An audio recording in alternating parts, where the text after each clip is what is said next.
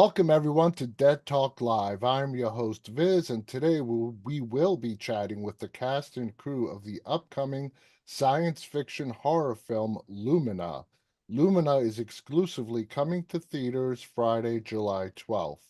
Now, to start us off, we are joined by Sidney Nicole Rogers and Ken Lawson, two of the stars of the film. Sidney, Ken, thank you so much for joining us today. Congratulations on the film. How are you guys doing today? Thank you so much. Incredible. Awesome. Doing great. Doing great. Thank you. How are you feeling with the premiere like 2 weeks away? The Los Angeles premiere is this Friday. Oh, Yeah. wow. So I am extremely excited. I am ready to walk that red carpet. I finally got all my looks together. My mom's flying in. I know she's going to be just a big ball of tears. You know, she's been waiting so long for this moment. So we're all excited. Congratulations. I mean, this is so awesome. To get a theatrical release is just so big. So let's get right into the questions. I want to ask this to the both of you, but Lumina has a big storyline built into it. I want to hear from the both of you. What were your initial impressions when you first read the script? Let's start with Sydney. What did you think when you read all this story packed into one script?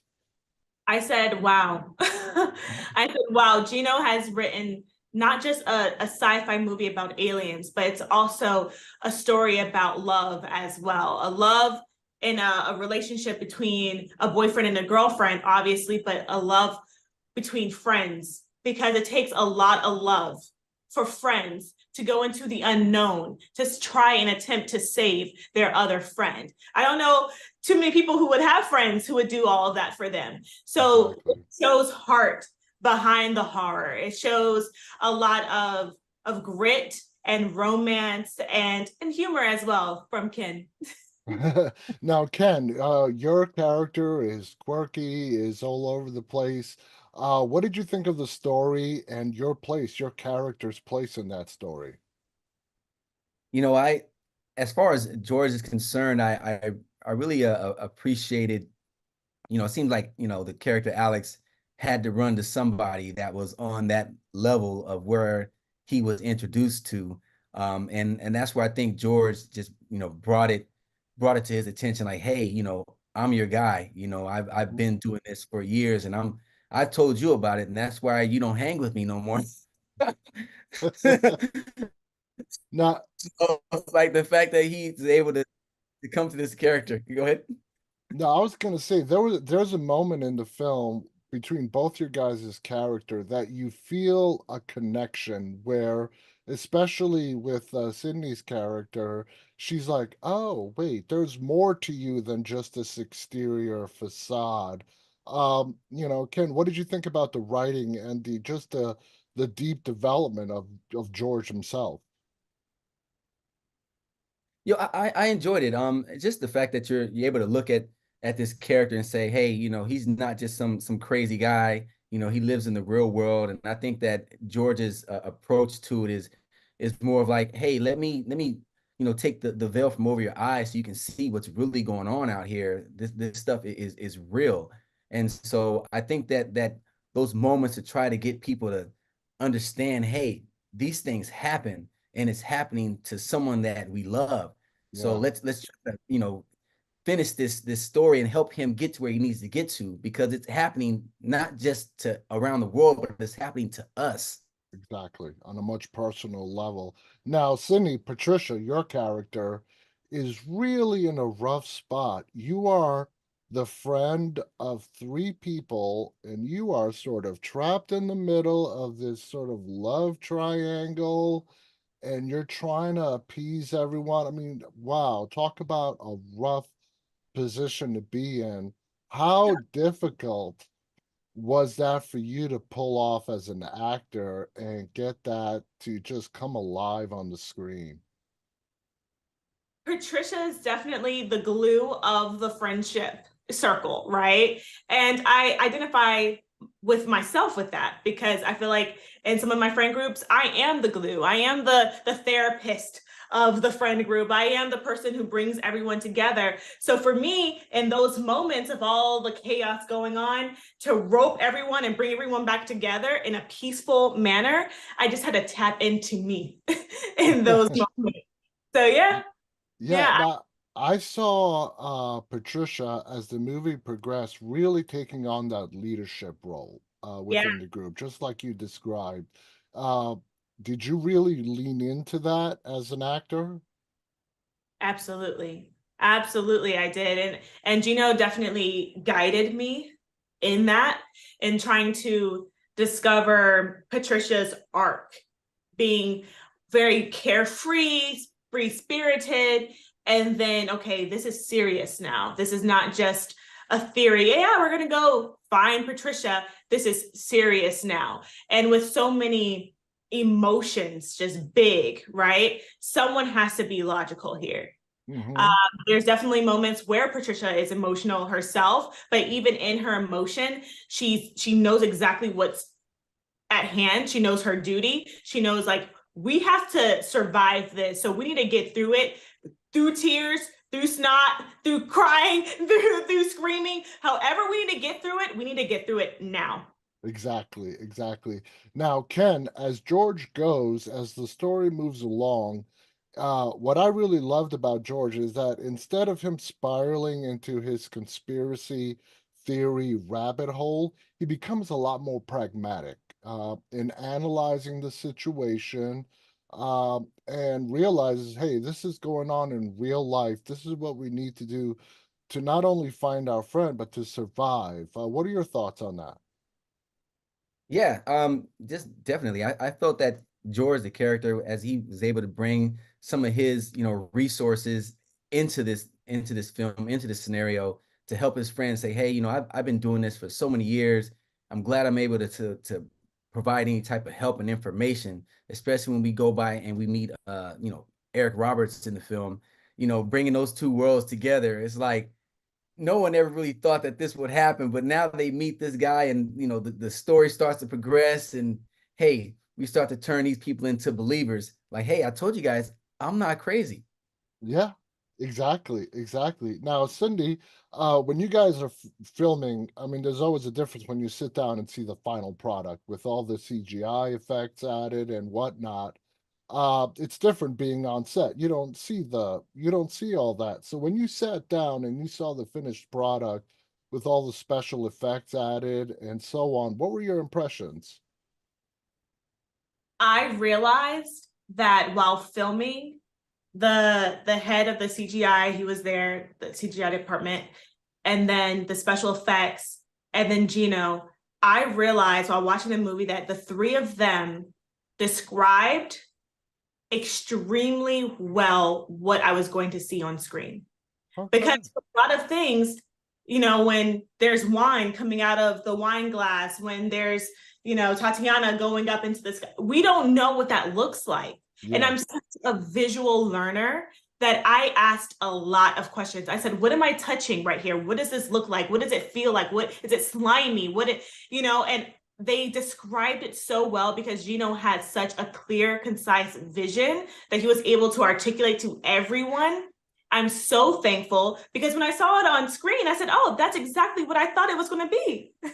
Awesome. That is so, I mean, as an actor, and letting our audience in on it, when you don't have something right there to work off of, it is extremely difficult. And Ken, it sounds like Gino was very spot on in explaining what it is that's going to be on that screen in the final product.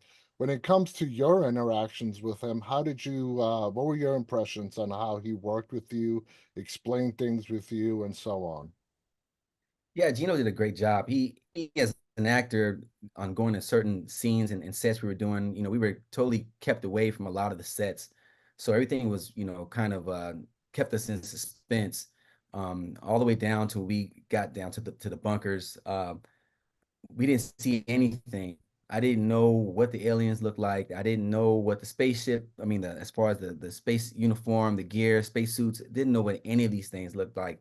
Every Hmm. day we were getting introduced into something new.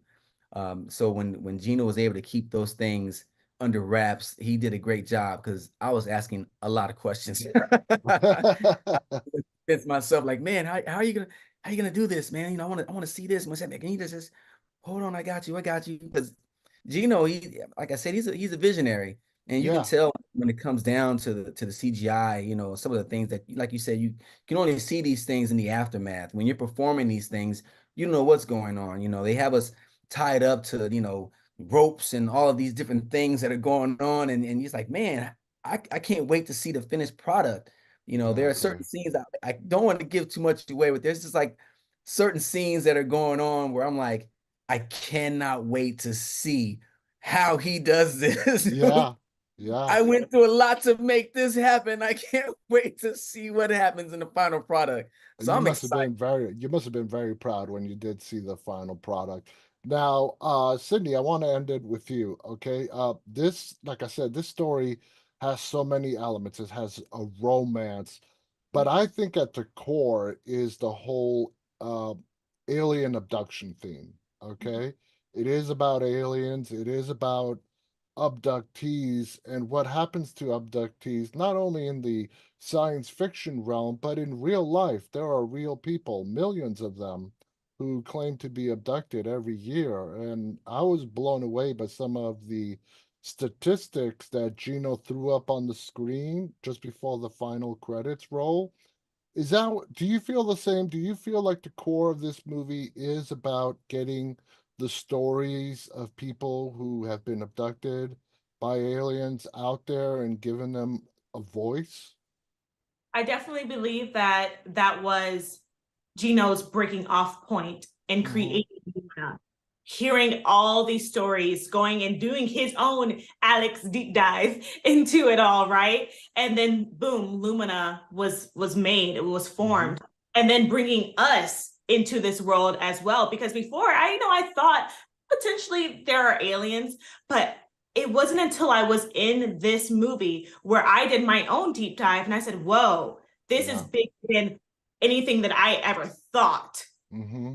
possible. So, yes, bringing that awareness, bringing this film to everybody, then bringing us on as actors and even the crew as well into this world and bringing awareness to us on a personal level. So, absolutely, this film, it has heart, it has horror, but it also is informative.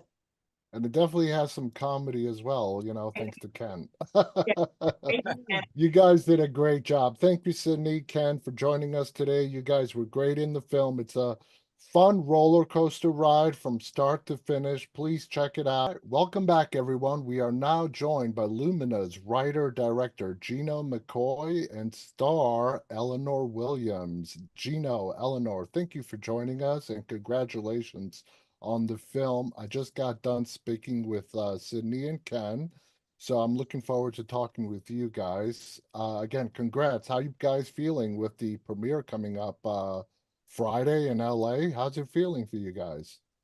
Feel great. Thank you so much. We're excited. We I bet. come a I long bet. way. Come a long way from COVID to shoot this movie, and now it's coming out, man. Like we're The blessed. day's here. The day's here. So, Gino, let me get started with you. Lumina has a lot of story packed into that script. First of all, what was the inspiration for telling this alien abduction story in the way that you did, blending it with a love story and a love triangle? Oh wow. I think I wanted to see the impact that abduction would have on certain people if their loved one was abducted by aliens. And I think that really drove my creative writing side to write a story to see the psychological effect that would have on a group of friends and how far they will go and how far you will go if you want to save the one you love. And I think that really piqued my interest in terms of writing something that would affect someone psychologically and seeing the reaction of people to that. And yeah, absolutely. Now, Eleanor, you play the main love interest of Jeff, I believe is the character's name, if I'm not mistaken. But there is some, what can I say? Your insecure in the relationship, that he still may have feelings for another woman. As the film progresses with your character, how do you see that changing in Tatiana, which is the character you play? Yeah, well, I think at the beginning of the movie, their relationship hasn't necessarily been tested. I think she does have insecurities. I mean, you've watched the film, you've seen Andrea in real life, you know how beautiful that woman is. So anyone would be insecure with that woman in the vicinity of their man. And I think she plays it so well, and she is just she toes that line between kind of being the villain, I guess, of the first act, but equally just being kind of lovable. And I totally see the audience being like, maybe we want her to succeed, because she is just so good at it, and it's so opposite to how she is in real life. Gino, I know you can agree with me there. Yeah, Now, I think Andrea is like she straddles between that devil and angel on the mhm, shoulder, you know.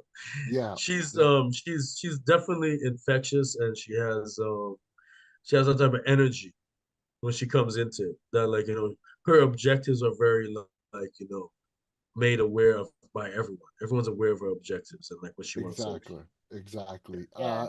Now, Eleanor, Tatiana, we find out sort of a big reveal that we're not going to spoil here, but as we see her in the beginning, do you think that she believes that she can escape her past?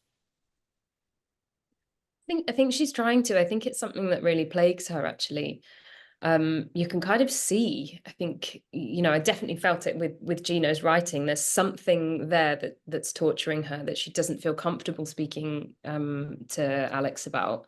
Um, Yeah, and I think, to kind of touch back on your previous question as well, I think, she does have those insecurities at the beginning in herself and in the relationship, but towards the end, because of the length that this man has gone to for the one that he loves, then there's no doubt in her mind, exactly. I think. Exactly. I mean, by the time I got to the end, I'm like, all right, if there was any doubt in Tatiana's mind, it should be completely gone by now. Now, Gino, the character of Delilah, is such a mysterious character that the audience, I mean, I I find liking her, then I was as a second later not liking her. Yeah, yeah, we were always on the fence on which way this character was going to go. Is that how you wanted her on the screen? Is that how you really wanted Delilah to be, sort of like this big question mark for the audience, and what are her true intentions here?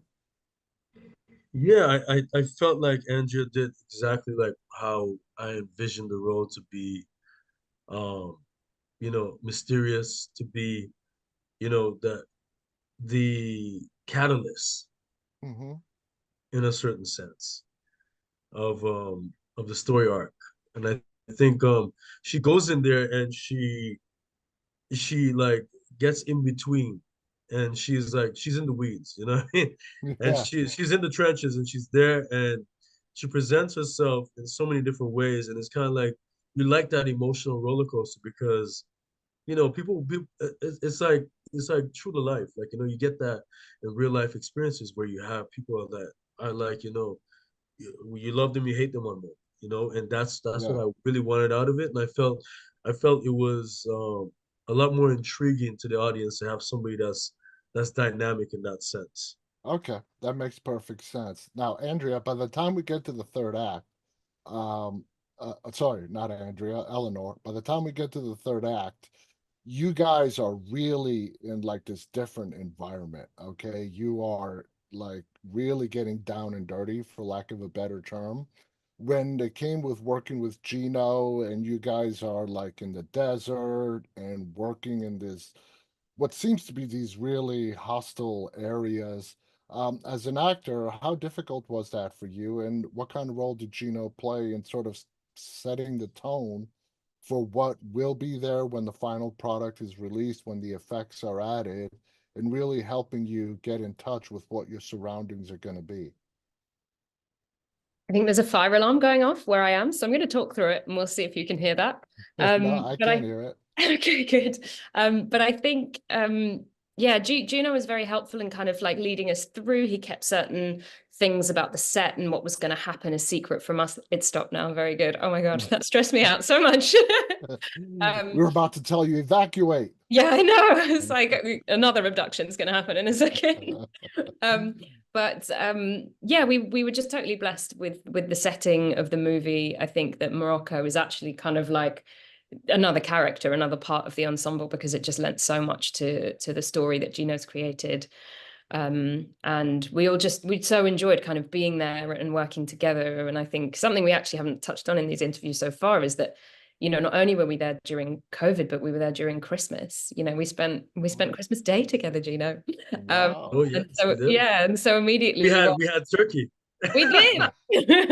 Turkey and a tagine, I think. But yeah, it just meant that, you know, there was such a feeling of teamwork, and we went on this journey together. Now, Gino, I just spoke with Sidney, who plays Patricia, and I asked her, Patricia is placed in such a bad situation.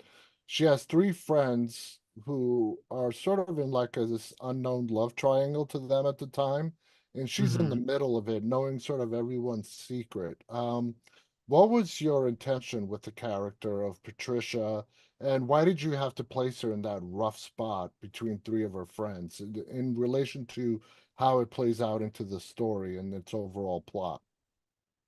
I think Patricia's a very strong character. She's going through her own personal conflicts. She navigated that well in terms of her character, and she has a very bubbly personality. Yes. She's a very lively personality, and she has a very infectious character in the movie, and you know, she plays an important role because she's a go-between. She's like the voice of reason. Yeah. In certain instances where she's like, well, you know, we shouldn't be doing this. Like, you know, she really has her instincts and her intuition, and she's very intuitive. The character's very intuitive. You know, she's a dreamer, and like she thinks a lot and everything else. And that, I feel we needed that type of presence there because there's so many things going on. It's complex. The relationships there are complex. And I think that she brings some sanity to the madness. Exactly. She is the sane one out of the group, without a doubt. And then it would be probably Tatiana. Yeah, Now, Tatiana is the other one, but then Tatiana also has a lot of mystery. exactly. That she's repressing. Yeah, she doesn't feel that sane.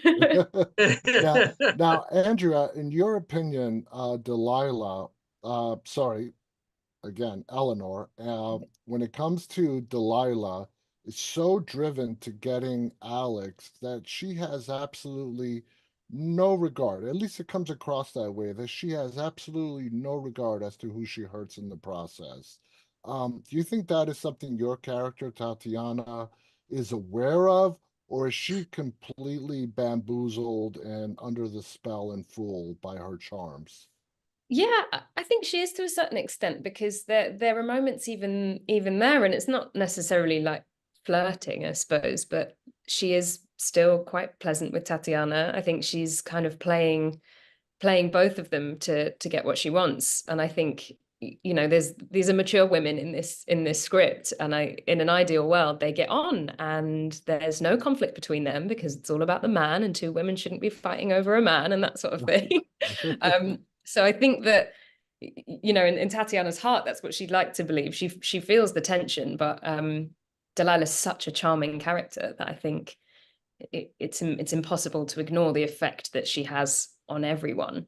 Yes. Yes. It also doesn't help that both of them are British, so they have that actually that extra British charm. That actually so both of them have that, like, yes, a beautiful way of twisting the knife in the back, while saying elegantly. Now, Gino, that actually leads me to my next question. Why did you choose LA as sort of the starting center point for this story, as opposed to somewhere in the UK and in the United Kingdom? Why did it have to be LA? LA is home, Okay. I grew up in Toronto, but I moved to LA like 14 years ago, and it's like, my home as well. And, Also, a lot of my experiences in the film industry, a lot of my experiences with people with MUFON and the alien abduction groups and everything else has been in Los Angeles and California. It's a very big presence there. Um, that's why I chose LA. I wanted Okay. to, and LA is a transplant hub. There's Yeah. transplants from everywhere that go to LA, from the UK, Canada, everywhere, all parts of Everywhere. the United States. And it's really a melting pot. It's such diversity in terms of like, so many different people from so many parts of the world coming there to do movies and coming there to make and coming there to achieve their dreams. And that's the reason why I started with LA. I think it was a perfect location.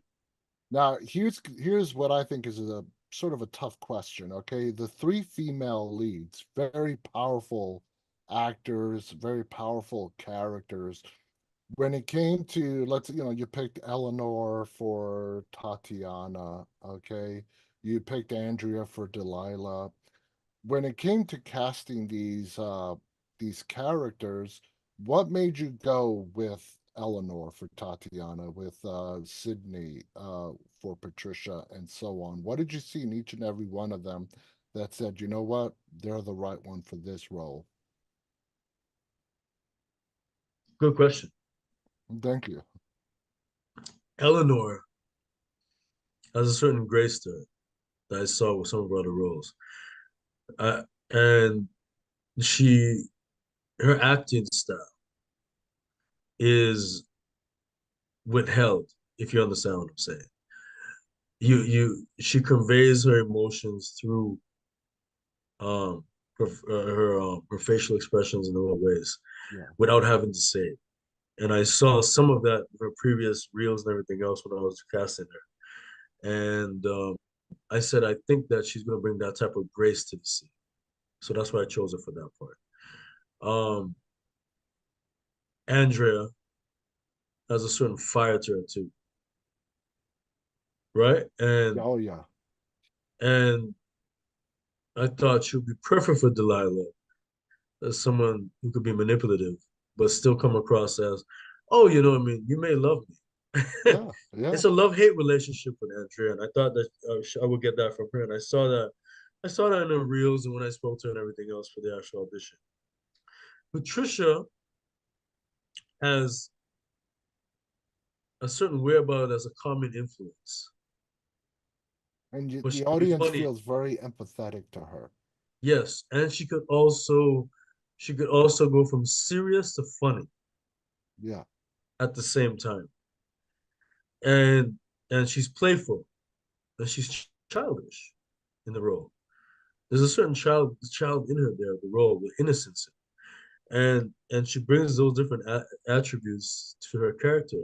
And I thought that would be really good for the character of Patricia because she's a go-between. She's in between everything, and the person that has to be in between everything, in between this big catalyst of problems and chaos, there has to be a common influence. And she tries to be motherly in the actual role itself. Mm-hmm. In terms of giving guidance, in terms of giving advice and everything else. And she has strong opinions, and I believe she was perfect for that. Yeah, I agree. I think you casted each and every one of them perfectly for the characters that were meant to play. Now, Eleanor, now that the film is done, when you got to see the final product, and what were your feelings? Were you like, wow, because when you're filming it, it's different than when you actually sit down in a theater and you see the movie.